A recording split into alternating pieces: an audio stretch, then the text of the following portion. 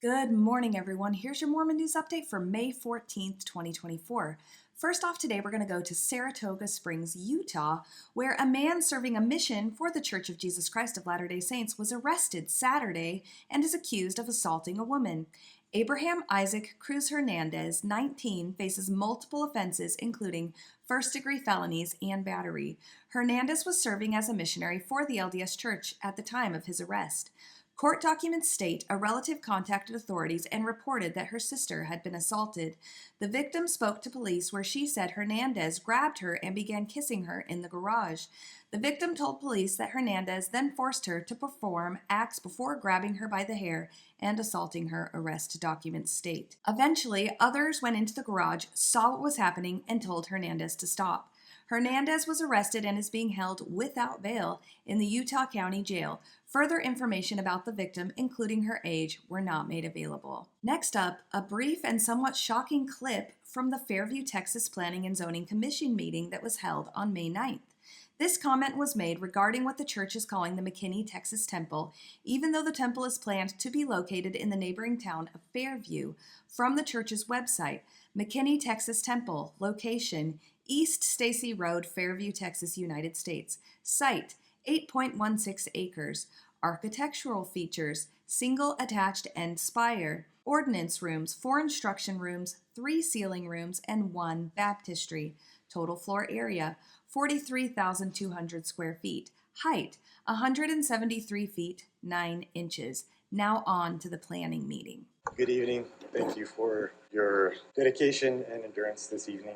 I'll try to be brief. My name is Corbin Peterson. This is Emily Peterson, my wife. We're members of the Church of Jesus Christ of Latter-day Saints. And we like to speak in opposition to the point about the height of the steeple of the temple. And particularly, I'd like to address directly, in a way that hasn't been done tonight, the question of whether there are any doctrinal grounds, any doctrinal basis or tenets in our worship for the height of the steeple. And there are not. Thank you. And I don't like the way I felt to hear an area authority of the church tonight dodge that question by my perception. I've worshiped in Latter-day Saint temples for well over a decade, and there are essential rites and ordinances that take place in that building, but the steeple is not related to those. Thank you.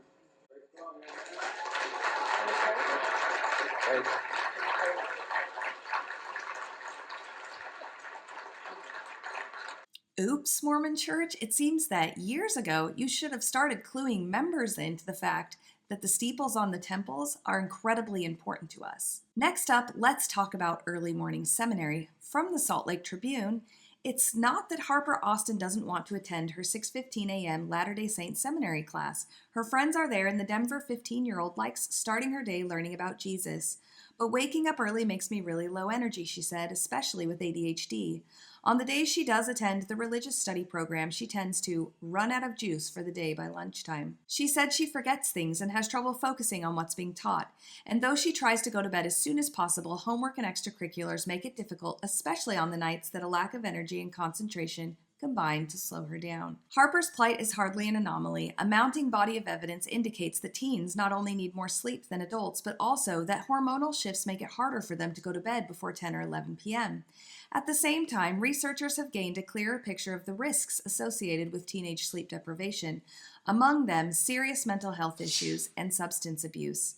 Taken together, these findings are prompting Latter-day Saint parents to reevaluate the benefits of sending their teens out to study scriptures at the crack of dawn. I attended the seminary kickoff before the school year began, said Lacey Oswald Miller, a Las Vegas mother with 2 kids in seminary. It was built up and presented as this life-changing experience that comes when you make the huge sacrifice involved. One seminary teacher said, what she's less comfortable with is the secondary importance seminary seems to take in the scheduling of students' lives. Teens gathering to study the scriptures each weekday with an engaged and committed adult is powerful, she said, and deserves to be a priority. There's something really sacred about getting to spend time with these youth and really explore the scriptures in a deep way, she said, growing emotional, and to have them choose to spend their lives with me during that. On the other hand, another seminary teacher said, one voice that has been conspicuously absent from the conversations these parents and seminary teachers are having is the church itself. He said he wishes there was some kind of mechanism to engage with leaders at the church educational system, which oversees the seminary program, about how the current program is working and perhaps how it could evolve to better help youth deepen their conversion to the gospel. Church spokesperson Sam Penrod said in a statement that the faith is aware of concerns raised by some parents and research involving the well being of high school students.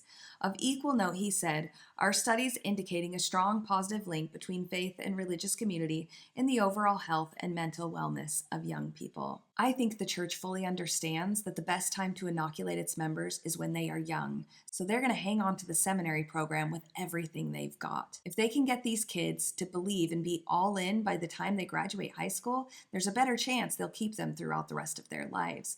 Too bad the internet is ruining that for them. And that's your update for today, folks. I absolutely hope you have the day that you deserve.